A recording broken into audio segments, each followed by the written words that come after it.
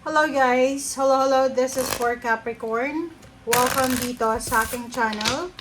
Kapalaran 888 Capricorn. So, titingnan natin kung anong messages, vibration, gabay, energy para sa inyong lahat. So, this is weekly tarot reading. So, this is April 6 hanggang 12. Tingnan natin Capricorn kung anong message ang kailangan mong marinig. Okay. First card natin is the Hare Moon, which is number 15, number 6, guidance. Yung first card na to, sinasabi ng barahan na nangangailangan ka ng guidance and protection. So, parang sinasabi ng barahan na marami kang gustong gawin, marami kang plano na gustong gawin. And ang problema lang dito is kailangan mo ng guidance, okay? So, yung linggong ito, sinasabi ng barahan na hindi mo magagawa yung mga bagay-bagay na gusto mo without the consent or without the guidance of other people. So, dito sa barahang to, halimbawa may mga plano ka or may mga gusto kang gawin, tapos hindi ka sigurado, make sure na humingi ka ng tulong, humingi ka ng kumagagabay from someone na alam mo na makakatulong sa'yo. Alright?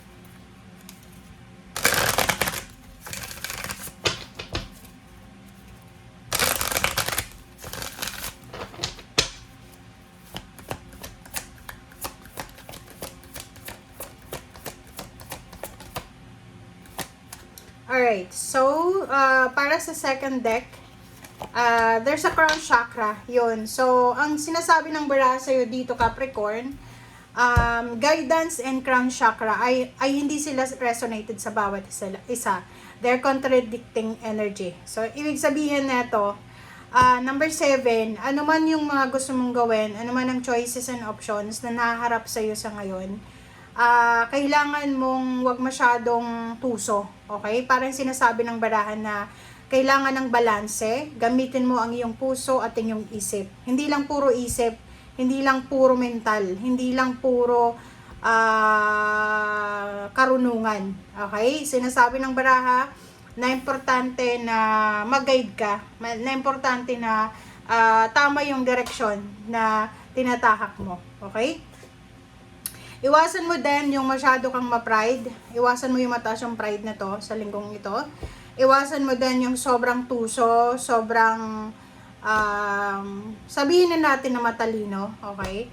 As much as possible, kailangan dito ng balance. You need to balance lahat, okay? Emotion, heart, and your brain. Dapat synchronize siya sa bawat isa. Hindi lang iisa yung nag-work. Hindi lang puro emosyon or hindi lang puro utak. Kailangan mo dito ng guidance. Baka masyado ka ng ma-pride, masyado ka ng mayabang ba or kung ano pa man. Kasi ang sinasabi ng baraha sa'yo dito, parang may mga gagawin ka na hindi mo magagawa yan. Okay? Rejections. Hindi mo magagawa yan because of pride. So, yun. 13. Malas na number.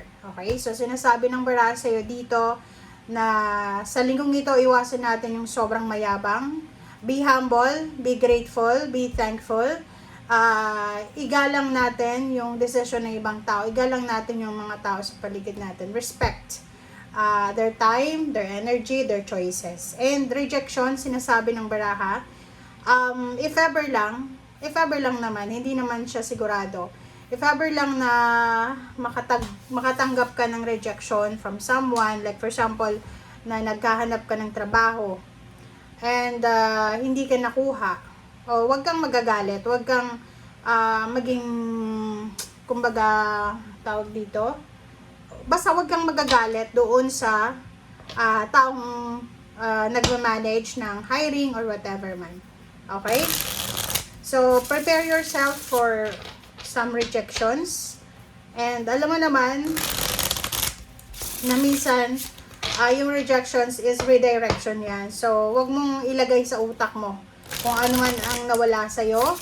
Wag mong ilalagay sa utak mo kung ano man ang mga gusto mong plano. Okay? Yun nga sabi, dapat synchronize yung puso at isip natin. Okay? Walang mangyayari kung puro lang revenge kung puro lang paghihigante ang ating gagawin or planuhin.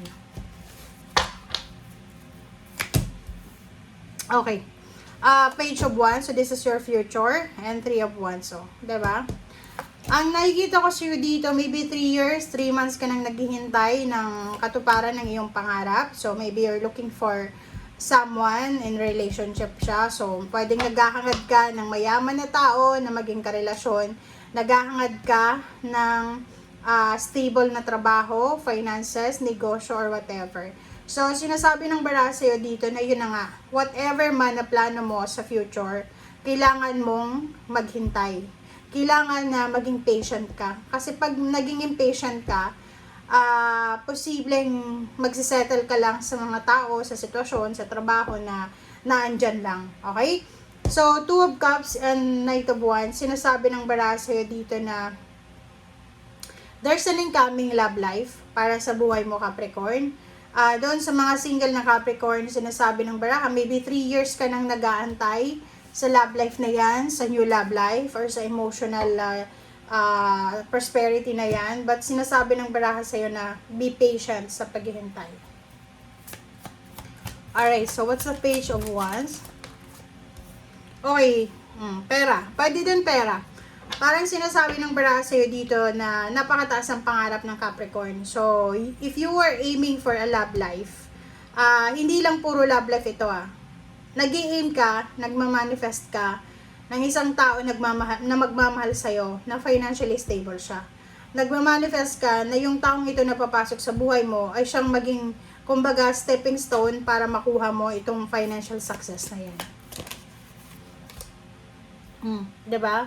Talagang love life, nakikita ko sa'yo dito, ang nakakatawa dito kasi, if you are married, may asawa ka, kasal kayo sa pare or sa huwes, nakikita ko sa'yo dito na, lalo kung babae kang Capricorn, na medyo marami ka ng mga nakikitang pagkakamali sa asawa mo. Parang sinasabi mo na, etong asawa kong ito, hindi siya yung dream husband ko dream wife, parang ganon. So, nakikita ko sa'yo dito na you're aiming, you're wishing, you're planning, you're praying for a way out. Parang gusto mong makipaghiwalay, but since you're married, parang nahihirapan ka sa ngayon. Pero kung nasa live-in ka pa lang, tapos boyfriend, girlfriend, nakikita ko na wala kang pinoproblema kasi may freedom ka naman. Okay? 7 of Cups, diba, sabi ng bara sa'yo dito na sa love life, in the near future, sobra-sobra yung happiness mo kasi makikita mo na you will have several options and choices. Siguro ngayon, nagsettle ka lang sa kung ano yung meron dyan, but in the near future, sinasabi ng bara sa'yo na sa love life, may choices ka. Okay? Ang gulo ng message mo, puro love life siya. What's the Knight of Wands? What's the Knight of Wands? 8 of Pentacles, talaga. So, sabi ko sa'yo, this is a confirmation, Capricorn, na talagang, mayroon ditong babae na Capricorn, you're manifesting a love life na financially stable siya. Nagmamanifest ka ng ibang lahi. Pwedeng Pinoy ka, nasa Pilipinas ka, or nasa ibang bansa ka. It's either you're married, or you're having a relationship, may live-in partner, pero, nakikita ko sa'yo dito na hindi ka masyadong excited sa asawa mo, or sa boyfriend mo, or girlfriend mo, kasi you are praying, you're aiming for someone na financially stable siya. Na parang, halimbawa, nasa Pilipinas ka, may kalibin ka, habang may kalibin ka, hindi ka naman masaya sa kalibin mo, kasi nagbe-pray ka na sana may pumasok na love life sa'yo na pwedeng ibang lahi, or mayaman siya, na pwedeng madala ka niya sa ibang lugar. So, kung makikita mo dito, there's a 9 of Cups. Nakikita ko sa'yo na sa panahon ngayon, sobrang pinapairal mo yung utak mo. Okay? Parang nakikita ko dito isang babae na Capricorn na sobrang materialistic niya. Hindi siya kontento sa kung anong meron siya sa ngayon. So, she's praying, she's aiming for more and more and more and more and more and more success. So, like for example dito, may trabaho ka na. Pero you're aiming for a highest position talaga. And travel, nakikita ko sa'yo dito na hindi ka masaya sa kung nasaan ka man sa ngayon. So, yun na nga. You're praying na sana may tao na makatulong sa'yo para makaalis ka sa sitwasyon mo na yan. Alright? So, thank you for watching guys and see you again. Bye!